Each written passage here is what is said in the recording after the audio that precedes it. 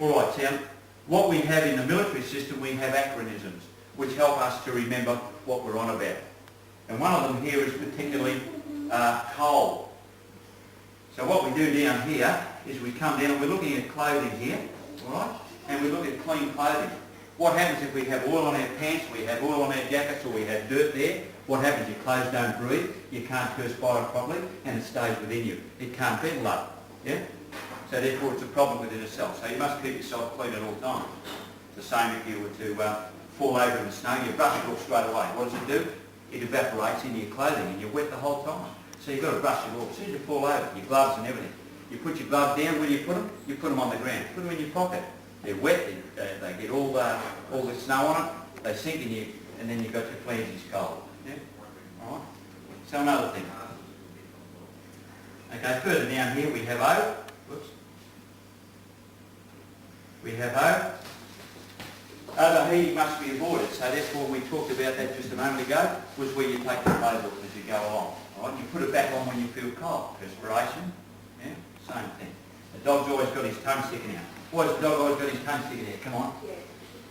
What do you reckon? Why has he got his tongue out? Has he got his tongue sticking out?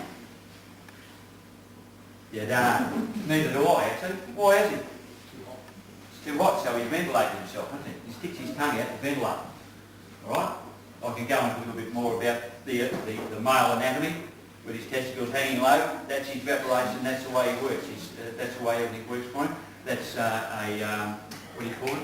Quick, what's the word? Physiological. Yeah, it's that method of keeping cool and hot and all the rest of it. Okay, loose and laid clothing, which I pointed out to you just a moment ago.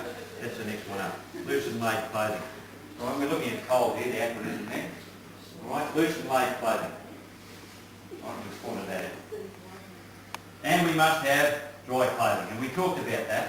Now this stuff is fairly simple to know, but we don't do it. We never do it. We fall over, we roll around in the snow, and the next minute is we're drowned. Even your kids are drowned. But who gets a damn near feeling it? Not us. But the thing is, you've got to do these things, and especially if you're in a survival situation, you've got to protect yourself. Look at that guy at the market, that went skyrocketing. I mean, so thousands of dollars to buy bloody anoraks and various other things. But it's the gum boots on and all the rest of it. If they got watched, what happens? They're going to lose their toes.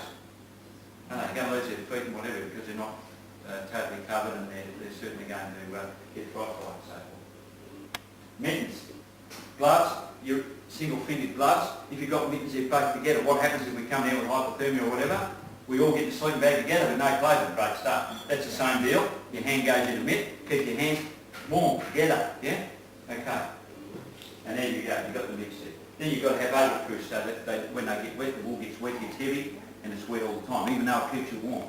It's like that feather. And that wet, what happens? It falls apart. You're in a survival situation, you don't know where you're going. In pieces, you're a bit shocked. You're a shock box. Alright, down here we've got a first aid kit. This is my first aid kit. That's all you need. I've got drugs and all sorts of you things, whatever party later, but I'm all okay, you won't know what's happening, but it's good stuff. So I carry all this sort of stuff. I carry Pentrain. Pentrain is a method of, it's not addictive.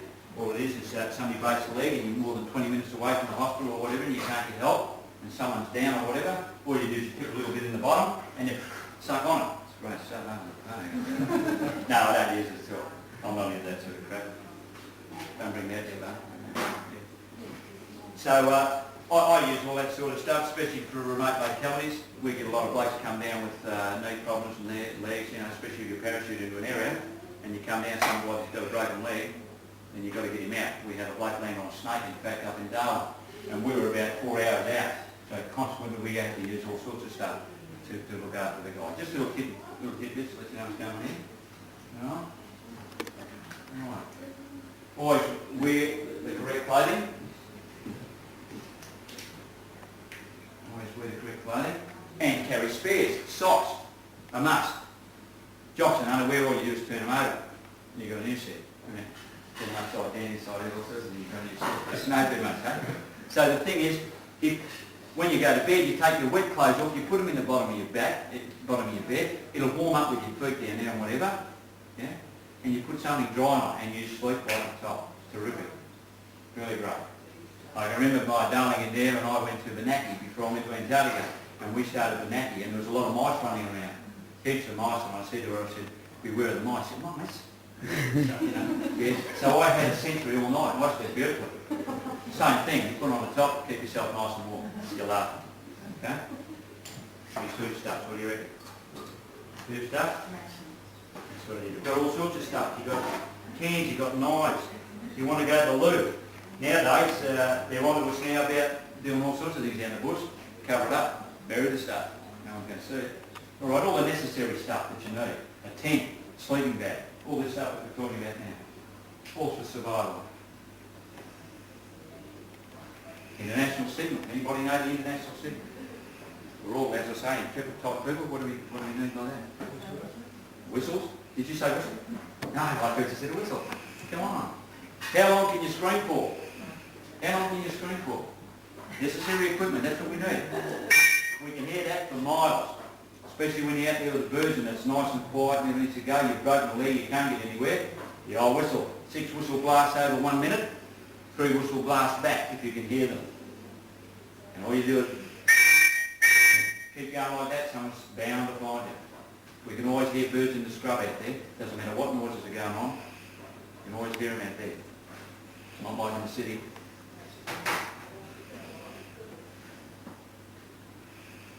We'll talk about distress signals shortly again. Okay, seek local advice. Say for argument's sake, Bill and I are going to take you to the scrub here. We'll go to the police station, we'll get in the pub and talk to the locals around here. What are some of the dangers? What are the objective dangers in the area? Do we have rock slides? Do we have snowfalls at any time? Does the rain come like that? You know, do we have any creek areas we should stay at because of flash flooding?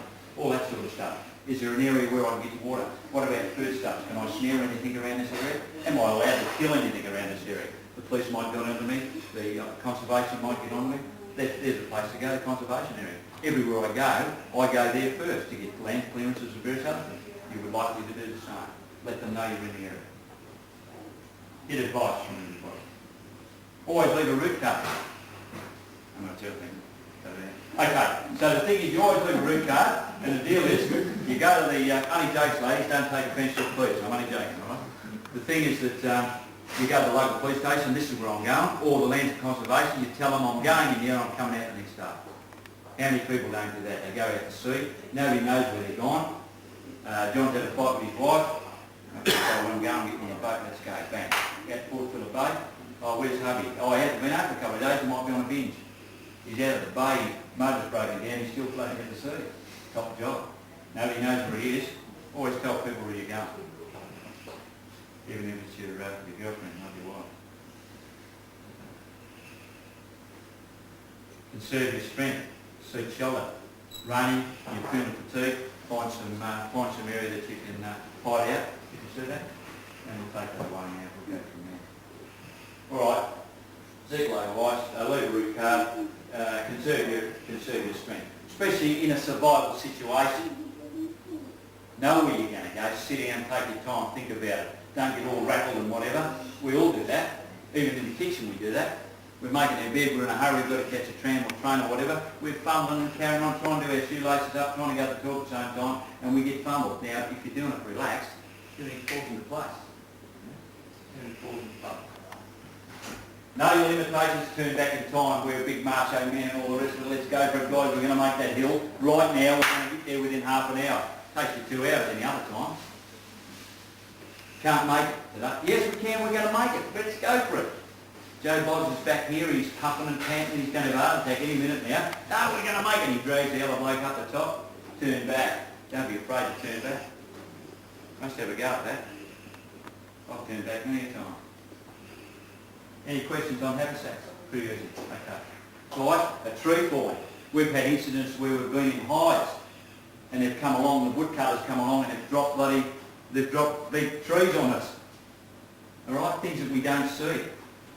Things that happen that we don't even know. In fact, Bill was in that hide, I think. Is that right, Bill? You got wiped out? And the guy had to take a day off because he thought he killed them all. And you see these big trees that grow here, they're hundreds of feet tall, you know, and they're so wide, the girth. And the guy actually thought he killed 5 guys in a hide. So he got lost again, down a hide, didn't know where he was. So but if you lay there long enough, some bars are going to vomit. Right. So get your guns within the control of the person. Alright, again, the thing is that you must carry the right gear. You must be fit enough to do the job. You must know your limitations. You must know that you can turn back. And so on down the line. Like born anybody? Obviously there was a journey in it.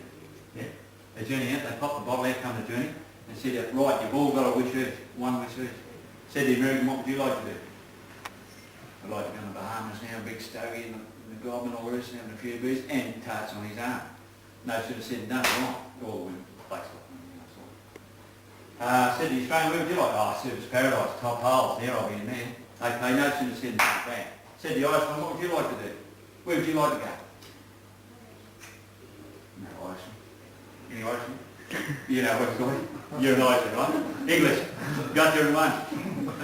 Anyway, he says, well, I don't know if you want me. I wish the other two were back. Alright. You want a drink or something? Well, you blokes and girls might not like to do all this sort of stuff. I mean, to say, but sometimes it comes in handy.